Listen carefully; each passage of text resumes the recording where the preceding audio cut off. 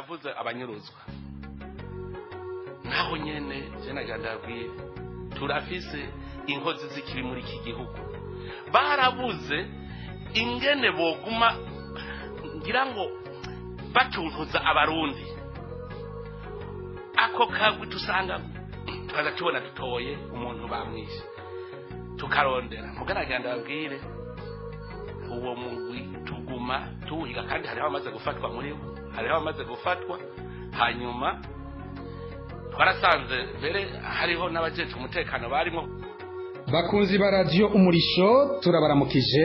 Ikiganiro ni ndondeza mugishikirizwa na Fokode ku bijanye n'abanyagihugu Burundi bagenda barafatwa n'inzego z'umutekano mu nyuma bakabugwa irengero ryabo. Ikiganiro cy'uno munsi kiza kuba cerekeye ifatwa n'ibugwa irengero rya Jean-Claude Niyomukunzi yafashwe yongera bugwa irengero kuva mu ijoro ry'uwa 11 rishira wa 12 muri Gitugutu mu 2021 akaba yafatiwe mu Kirehe aho ni muri komine Rumonge mu ntara ya Rumonge nyene.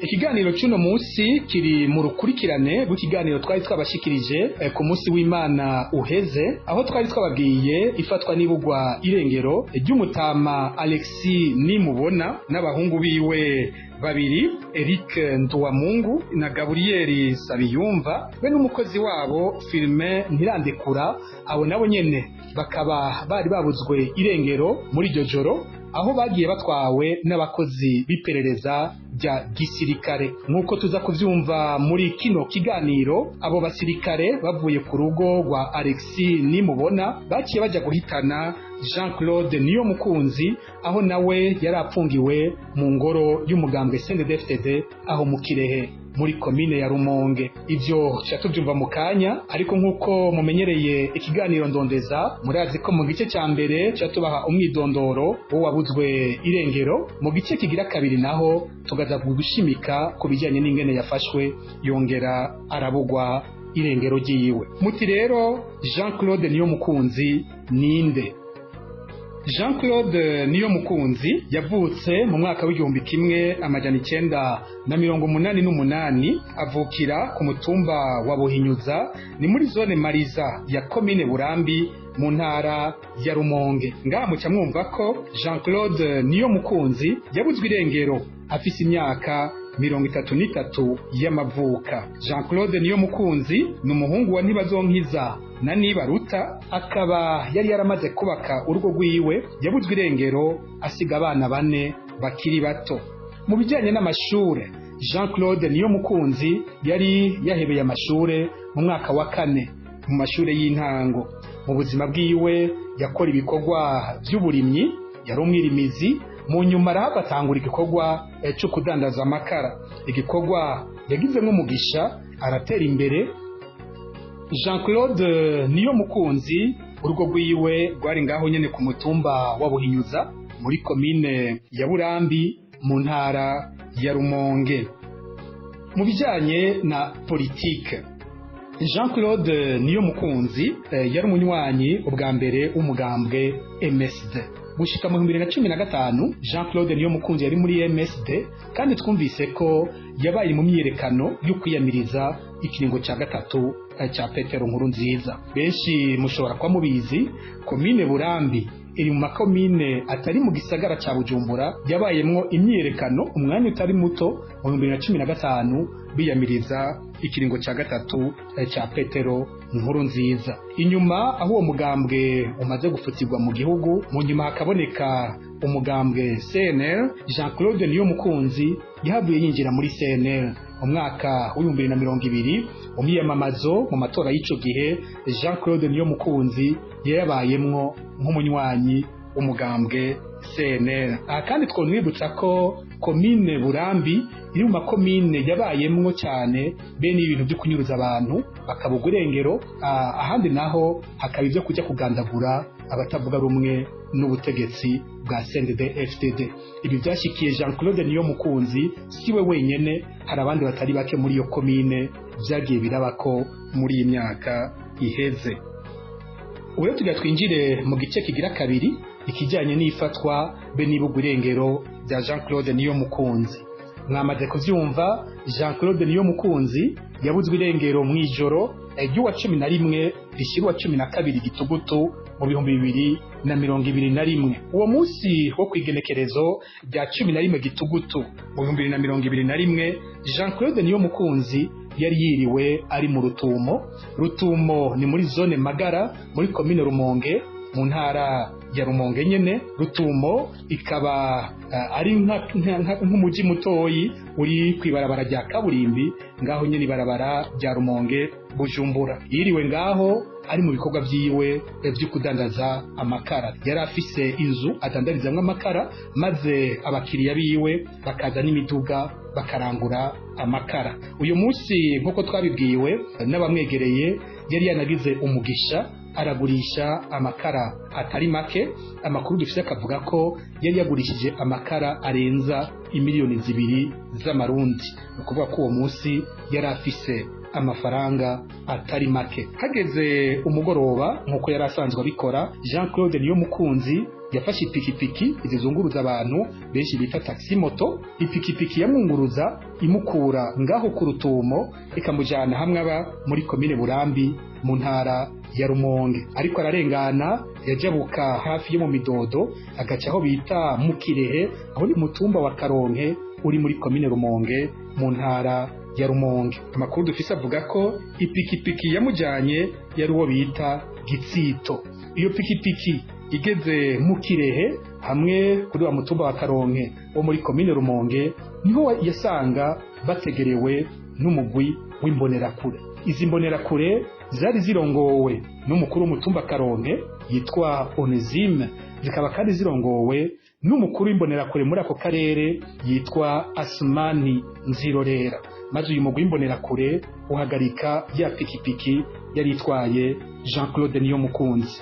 Jean Claude bamukura ku ipikipiki, arabaza icyo bariko baramuhora, arabura insiguro yavyo, arisigura uko agerageza uko ashoboye. Amakuru dufise akavuga ko yanabajije wa mukuru w'umutumba yitwa Onesime ati vy'ukuri ga Onesime, wewe ntunzi ko jewe ngurisha amakara, ko namaca ngambuye i Burambi kagenda kuyagurisha ku Rutumo? Wa Onesime ngo aramwihakana, ngo avuga ko atamuzi. Ayo makuru nyene dufise ku masoko yacu yo ngaho muri ivyo bice, akavuga ko uyu Onesime yoba yaramaze igihe asaba igiturire wa Jean Claude Niyomukunzi, nawe akamurahira akavuga ko atambo n'imiriho yo gutanga igiturire. Bamwe bakibaza ko ivyamushikiye kuri uwo mugoroba bishobora kuba byari birimwo ivyo kumwihora.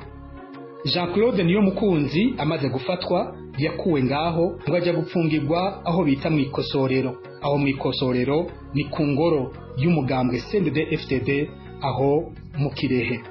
Abatuhaye amakuru baravuga ko uwo mugoroba bumvise amajwi Jean Claude Niyomukunzi ariko araboroga, ariko arakubitirwa aho bari bita mu ikosorero. Amakuru dufise kandi ava muri ivyo bice avuga ko Jean Claude Niyomukunzi yoba yasanze abandi bagabo babiri bari bafashe uwo mugoroba nyene bapfungiwe aho bari bita mu ikosorero. Abo nabo ntitwashoboye kuronka amazina yabo, batubwiye ko baba bava muri komine ya Bugarama, kandi ko uwo mugoroba bo baba bariko bagirizwa ko barabasuma b'impene. Aha ntitwashoboye kuronka amazina yabo. Twosaba abashobora kuba bazi aba bantu ko botwandikira muri Ndondeza bakaduha amazina yabo. Amatwi adusumira bano bantu babiri nabo nyene baba barabutswe irengero uwo mugoroba. Ico Jean Claude Niyomukunzi atigeze amenya uwo mugoroba nuko ivyamushikiye naho yariko arisigura byari ibintu vyari vyateguwe. Abamufashe bakaja kumupfungira aho hantu bari biteze abari kuza kumwakira bakagenda bamujanye. Abo nabo bari bande? Nabo twabwiye mu kiganiro giherutse. Inyuma y'isaha 6 z'ijoro uwo mugoroba, aho muri ako karere niho haza imodoka yo mu bwoko bwa camionette double cabine ifise ibiyo bitabona. Iyo modoka yajemwe abantu bambaye impuzu za gisirikare, maze bashitse bashika babonana n'umwe Onesime be n'umwe Asmani Nzirorera. Imodoka bagira aho bayishize mu isigara icunzwe n'imbonerakure. Umwe Asmani Nzirorera abaja imbere maze abatumbereza mu Midodo ku rugo rw'umutama Alexis Nimubona. Bagenda iryo joro bafata Alexis Nimubona, bafata kandi icyitwa umuhungu cose cyari mu rugo rwiwe uwo mugoroba. Twarabwiye ko baciye bagenda bafashe umuhungu wiwe yitwa Eric Nduwamungu, bongera bafata umuhungu wundi Gabriel Nsabiyumva yari afite imyaka 17 gusa, bagenda bajyanye n'umukozi wabo yitwa Filimino Ntirandekura. Barabafata babaha imizana, babajyana kuri ya modoka babatereramwo. Bavuye ngaho ya modoka ikibandanya hamwe bita ku ikosorero no kuba ku ngoro y'umugambwe CNDD FDD yo ngaho mu Kirehe. Bajaho Jean-Claude Niyomukunzi yari apfungiwe, bivugwa kandi ko hariho abandi bantu babiri bagezwa ko barabasuma b'impene b'abanyene bari bahapfungiwe. Ibyakurikiye ngaha umuco wavyo mutomoye neza. Abatari bake amasoko twavuganye avuga ko Jean-Claude Niyomukunzi bene abandi bantu bari bahapfungiwe bagiye bajanywe nabo basirikare, ariko hakaba iyindi soko imwe gusa yo ivuga ko abo basirikare baba baratanze uruhusha baruhimbonera kure, uruhusha rwo kwica abo bantu baba bari bapfungiwe aho kwikosorero. Iki ntidushobora kucemeza muri kino kiganiro, ariko icyo dushobora kwemeza cyo nuko guhera ico gihe Jean-Claude Niyomukunzi atarigera asubira kuboneka. Muri ndondeza twibaza ko Jean-Claude Niyomukunzi yagiye ajyanywe cyo kimwe na bamwe bari bavanywe mu midodo. Kuva rero bamaze gufatwa bano bantu hakurikiye ibikorwa byo kubarondeza. Bamwe mu babarondeje n'abagenzi ba Jean-Claude Niyomukunzi. Amakuru dufise nuko nk'umukuru wa zone Magara yari asanzwe ari umugenzi gose wa Jean-Claude Niyomukunzi, wa mbere bari bafite n'ibikorwa basangiye bijanye n'ivy'urudandaza nk'ivyo kugenda baragurana amafaranga abantu bakabungukira. Uyu rero yoba yarakoze ibishoboka byose arondeza umugenzi wiwe iyo yajyanyo. Abandi bakoze ibikorwa byo kumurondeza n'abajyango. Aba nabo bararondeye mu busho butandukanye mu Rumonge n'ahandi, barabaza mu iperereza hose barabura uwabo. Mbere barahava baranitura umugwi w'igihugu urabe by'agateka kazi na muntu CNDH. Muri CNDH barakiriye ibirego by'uyu muryango, barabemerera ko bagiye kubarondeza kandi ko bazogaruka bakababwira ivyo bashoboye gutora. Amakuru dufise CNDH ntiyigeze igaruka kubwira umuryango ivyo batoye ivyo ari byo. So bwa mbere tubonye aho CNDH yagiye irigeza gutya ku bantu bose dufise banyurujwe n'iperereza rya gisirikare mu 2021, abo imiryango yituye CNDH yarakira ibirego by'imiryango ikemera kwigiye kubarondera, ariko CNDH ntiyigeze igaruka kuvuga ivyo yatoye kuri bano bantu. Mu gihe mu kiganiro umukuru wa CNDH yatanze mu kwezi kw'icenda mu 2021 kuri radio y'abanyamerika VOA, yavuga ko iyo umuntu yituye CNDH imuha inyishu mu masaha 48, ariko kuri bano amezi araheze CNDH itaratanga ivyo yatoye. Turaza kuyigaruka ko mu kurangiza kino kiganiro. Kwigenekerezo rya 21 Gitugutu mu 2021 nuko bwaciye imisi 10 Jean-Claude Niyomukunzi anyurujwe, Asumani Nzirorera yambonera kure hamwe na wa mukuru w'umutumba Onesime barahagaritswe n'iperereza risanzwe rijya bita documentation nkuko twayibahaye mu kiganiro giheruka, maze bajya gupfungirwa i Bujumbura hajya hafi ya Cathedrale Regina Mundi. Turafise ibyemezo byose ko bano bantu bahapfungiwe. Hano barahafungiwe hafi indwi zibiri. Bere muri iryo pfungwa ryabo biraheza bibyara ko hafatwa abakozi b'iperereza bya gisirikare bavuga ko aribo bari bagiye gufata babantu mu midodo cyo kimwe na Jean-Claude Niyomukunzi. Abafashwe turamaze kubabwira yari Lieutenant Colonel Libert Niyonkuru, yari cegera c'umukuru w'iperereza rya gisirikare. Hari kandi Adjudant Major Onesphore Ndayishimiye batazira Braddock. Uyu nawe akaba yararongoye umugwi wagiye urafata abantu batari bake bafashwe n'iperereza rya gisirikare bakabugwa irengero mu 2021. Ubundi yafashwe ni Adjudant Chef Jean Bosco Ahishakiye, nawe nyene dusanzwe twari dufise no mu yandi madosiye yo kunyuruza abantu kuva mu 2016. aba bantu barafashwe ariko bamazeyo hafi amezi 2 gusa nabo nyene baca bararekugwa baridegenza. Amakuru dufise akavuga ko uyu Libert Niyonkuru ariwe yasavye mu iperereza muri documentation ko Asumani Nzirorera na Onezime barekugwa kuko bavuze ko bo bariko bakora igikorwa bari babatumye, igikorwa cyo kubarerekera abo bahavuye bafatwa uyo mugoroba. Ni gutyo rero ata muntu numwe muri kino gihe agikurikiranwa ku mabi yakorewe aho mu Midodo bena aho mu Kirehe muri komine Rumonge mwijoro ry'uwa 11 ushirwa 12 Gitugutu mu 2021. Dukurikije ibyo twumvise muri iyi nkuru hari ibintu bikeyi twogarukako.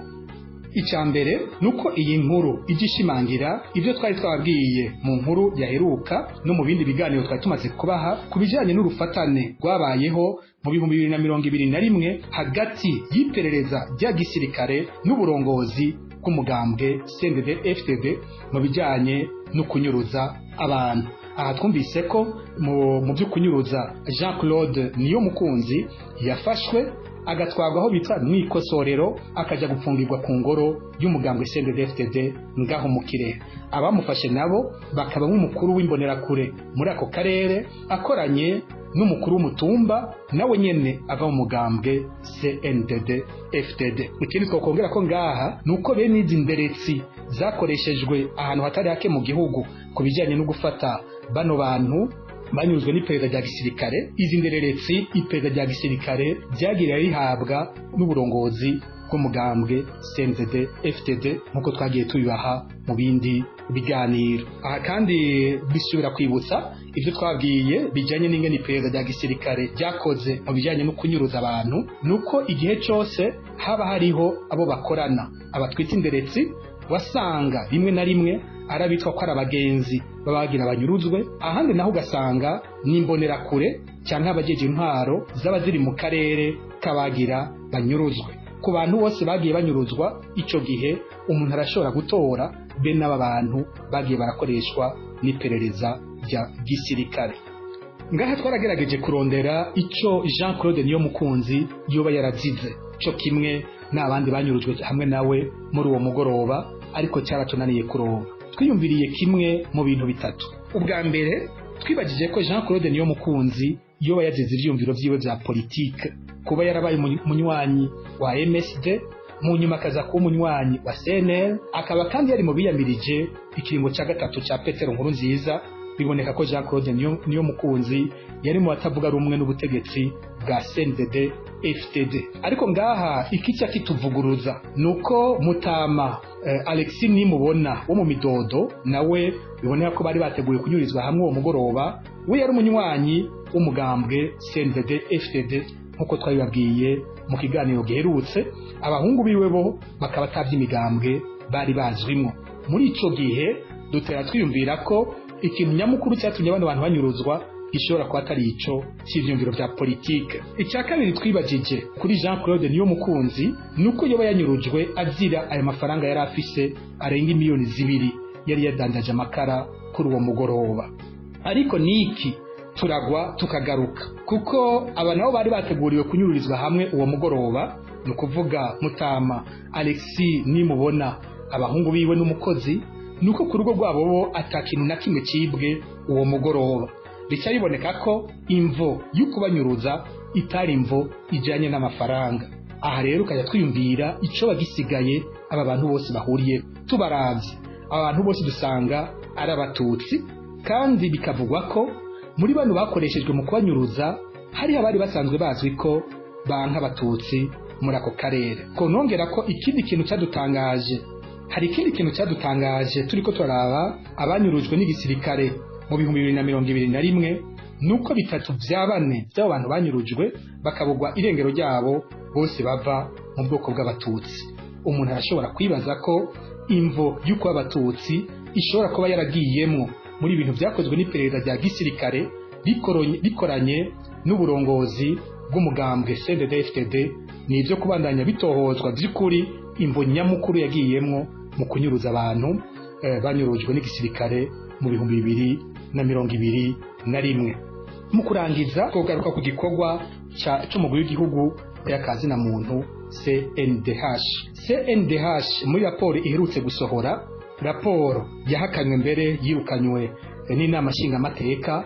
CNDH ivuga ko mu 2021 hanyurujwe abantu 35 kandi ikemeza ko ivyaha yanditse ko ari ivyaha vyakozwe n'abantu begukira inzego z'igihugu, bisigura ko bano bantu 35 banyurujwe n'inzego z'igihugu. Iki kintu turagishimira gose CNDH kuko ni ikintu kidasanzwe yakoze turavye uko yahora ikora amaraporo. Ibitigiri yatanze niko ni bito cyane, turaje twebwe ibyo dufise, ariko turashima kubona yarubahutse kwemeza ko hari abantu banyuruzwa n'inzego z'igihugu mu Burundi. Ariko rero iki cyakidutangaza, CNDH ntitanga amazina, ntivuga bano bantu banyurujwe abaribo, ninavuga kandi n'izo nzego z'abanyuruje izarizo, kandi CNDH tuzi ko yakoze amatohoza akomeye kuri bino bintu.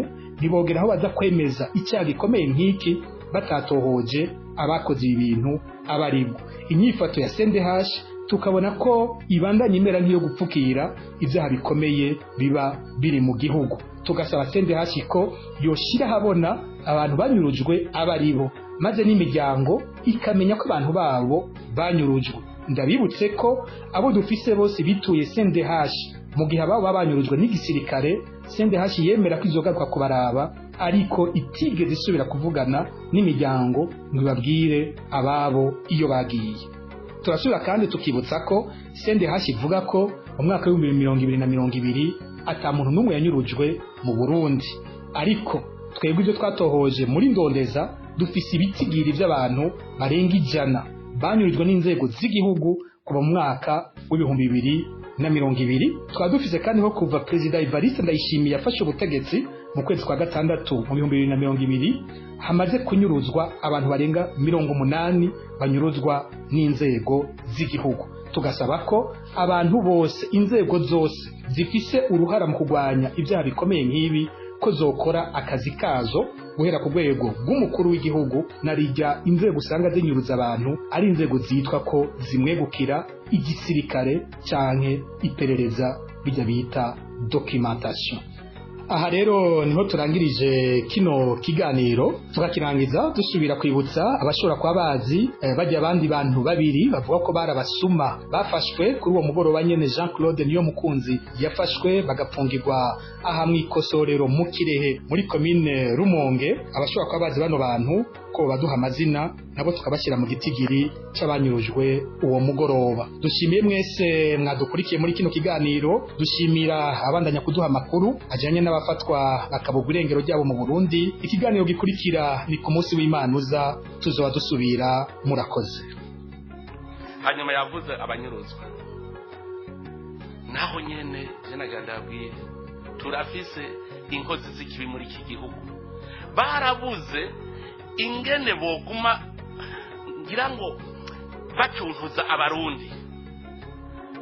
Ako kagwi dusanga twaza tubona dutoye umuntu bamwishe tukarondera. Mugaraganda babwire uwo mugwi tuguma tuhiga, kandi hariho amaze gufatwa muri wo, hariho amaze gufatwa.